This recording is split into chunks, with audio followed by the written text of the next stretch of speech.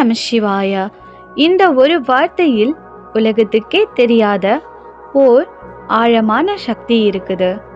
இது சிந்தனையை அமைதிப்படுத்தும் பரம சத்குரு நாமமும் இதுதான். சிவபெருமானின் இந்த நாமத்தை சொல்லும்போது நம் உள்ளம் தன்னாலே சாந்தமடையும். இந்த நாமம் 5 தத்துவங்களை சுட்டி காட்டுது நமக்கு. நிலம், நீர், தீ, காற்று, ஆகாயம். அதாவது நம்மை உருவாக்கும் 5 தன்மைகளை சிவபெருமான் தன்னுடைய நாமத்தில் சேர்த்து நமக்கு கொடுத்திருக்கிறார். ஓம் பரமத்துவத்தின் ஒளி. நம நான் இறைவனுக்கே சொந்தம். சி சிவபெருமான். வா அருள் வழங்குபவர். ய யோகத்தின் இணைக்கின்ற சக்தி. இது ஒவ்வொரு பக்தருக்கும் உணர வேண்டிய நாமம். இதை தினமும் காலையில் 108 முறை சொன்னால் மன அழுத்தம் குறையும், பயமும் அகலும், வாழ்க்கைக்கு ஒரு புதிய நோக்கம் பிறக்கும்.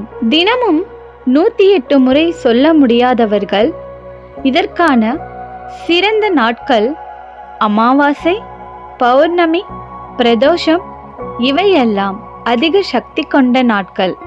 நம்மால் இயன்றால் ஒரு மௌனத்துடன் இந்த நாமத்தை தியானிக்கலாம்.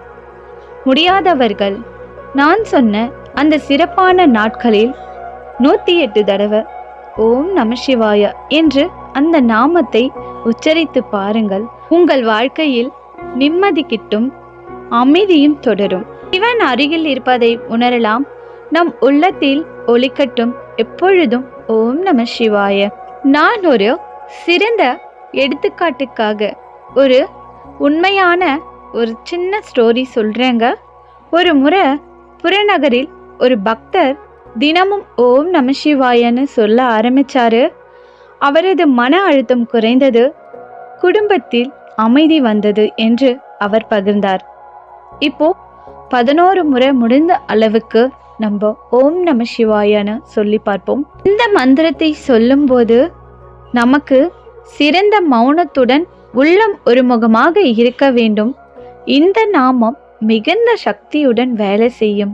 இந்த நாமம் உங்களை தினமும் பாதுகாக்கட்டும்.